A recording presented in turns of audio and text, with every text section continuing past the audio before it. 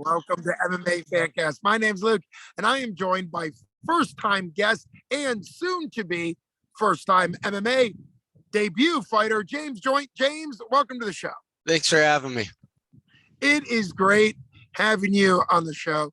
We are mid-June right now, which means we are under a month away from July 9th, Brawlberg 12, 247 Fighting Championships, their debut, not only your debut, but their debut at the Meadows Hollywood Casino at the Meadows. It's going to be incredible. I just drove past Hollywood Casino today, and I remember thinking about like how many great events they have there. They have speakers and musicians all the time. It's going to be incredible, and I have an MMA show in there. It's such a great venue that's used to hosting a lot of great events. But let's get to you. You train out of Prodigy MMA.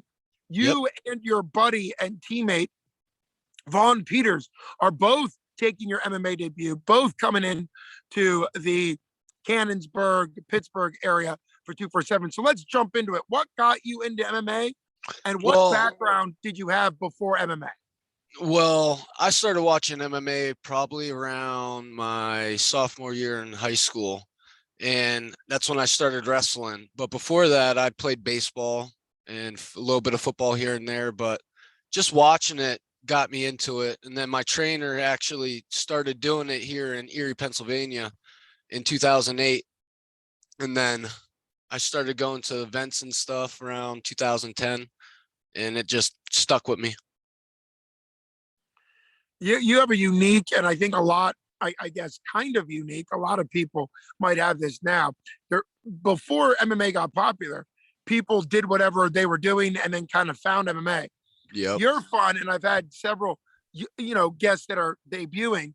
You found MMA, and then in late high school, you picked up wrestling because you knew it related to MMA. So what was it like joining your high school team as a sophomore when a lot of those guys have been wrestling forever? What was that transition like? How was your coaching, and kind of what has your wrestling career been before you got to MMA? Oh, it was tough, not gonna lie. Wrestling is not an easy sport by means at all. But it was pretty good. I had a couple state champs in there, so it had good work ethic and everything in that room, so kind of helped out a lot. Not really much of a high school career, I'd say. Had a lot of tough guys, had to compete with 2-3 different guys at the same weight class, so it could have been better, but hey, here now. Well, yes, you are here now. And when it comes to wrestling, particularly high school, when you're coming from a mat room where there's a lot of talent, and the fact, you obviously didn't get a lot of mat time, but it's the training time that matters. I think you've seen that in MMA is wrestlers, if they're the best and they're wrestling all the time, might wrestle in high school 3 times a week, have records like 130 wins and 2 losses or 5 losses. But the reality is in MMA, that's not the case. A good amateur might fight 5 to 8 times before they go pro, maybe 10 times before they go pro. And a great pro might have 20 fights, 25 fights. So when you think about it, it's really about getting the work in. So what's it like training at Prodigy MMA?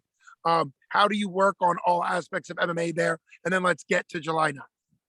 Well, Prodigy MMA, it's awesome. We do a lot of sparring. We get down to the wrestling. We got 2 good wrestlers in our room. Like Vaughn, he's good with the stand-up, helps with the stand-up very well. And our coach, he's amazing. Breaks it down to the bare minimum of wrestling, defense.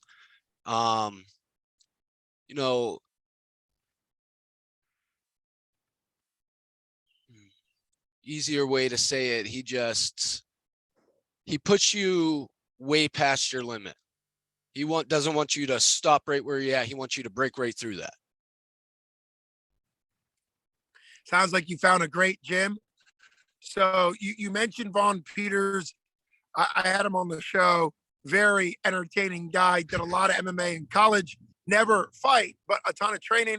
I had a fight fall through at the last minute on what would have been his debut years ago. It kind of bummed it out, and now he's back at it.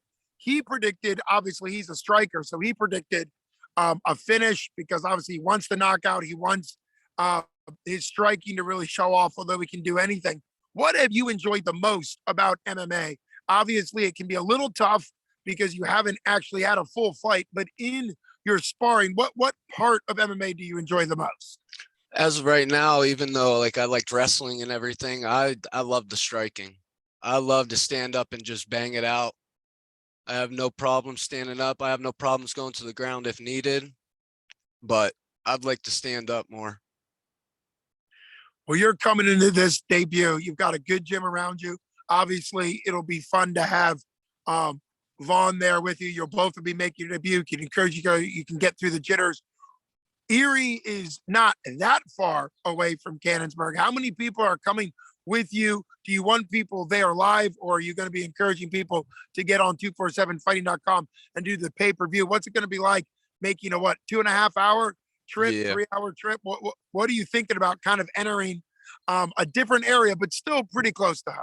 I got a couple of my coworkers and stuff. They're gonna watch it. They're gonna watch it on pay-per-view. But I got a lot of my family. I probably got about anywhere from 7 to 8 people coming. So I'll have some cheering section in there. Sure.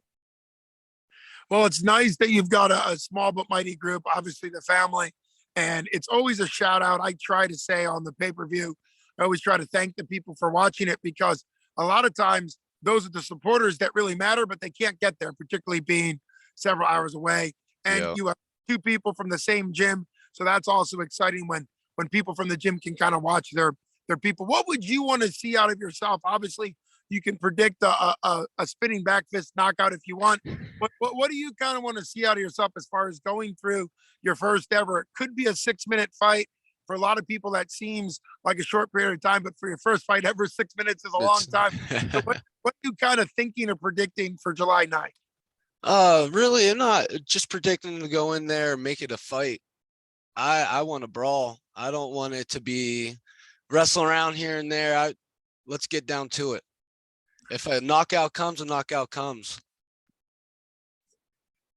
I love the excitement. I love the energy. You can tell you're sparring at Prodigy MMA has given you the confidence and the calmness to really be comfortable striking. I think in the beginning levels of amateur MMA, a lot happens in a little bit of time.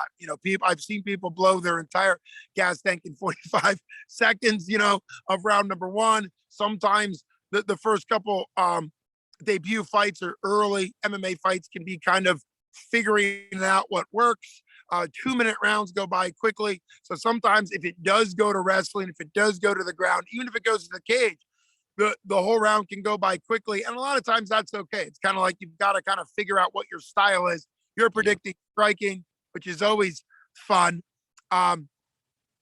You mentioned watching fights a long time ago. When you were around, freshman, sophomore in college, who was in the UFC or who were you watching that really got you excited as far as your top couple people you were watching? I'd probably say Jon Jones a lot. His striking and his wrestling is crazy. Daniel Cormier too, coming in, he was giving it. And he didn't shy away from throwing hands either, so you got in at a good time where there was a lot happening, particularly at that marquee division, the 205 division. And I mean, if anybody remembers Jon Jones rise up through the ranks from fighting Vladimir Shevchenko to the janitor to only a couple away from that, fighting for the title and just dominating and absolutely destroying Shogun, and then defending. I think his first 4 defenses were all against former champs. And that was just a beautiful time to kind of see how dominant MMA could be as a sport, and also him on the sport. Well, this has been great to interview you. I appreciate you taking time out of your busy day. Thank you very much. Absolutely. July 9th is going to be incredible to really stoke people to buy it on pay-per-view, 247fighting.com, or get tickets if you're more local and watching this. I think it's going to be absolutely incredible. This is the 12th time 247 has done a fight in or around Pittsburgh. They've also done some out there in Johnstown. It's just really fantastic to see 247 really starting to rise up, having sent Kama, the Death Star Worthy, to the UFC, and having sent John DeJesus to Bellator. It's just incredible to see what 247 can really do. Thanks for taking time out, James. I can't wait to be calling your fight and kind of seeing. I've always said this. I'll say it on the pay-per-view, I'm sure, is the debut versus debut. You're in a debut versus debut. Yep. Vaughn Peters is in a debut versus debut.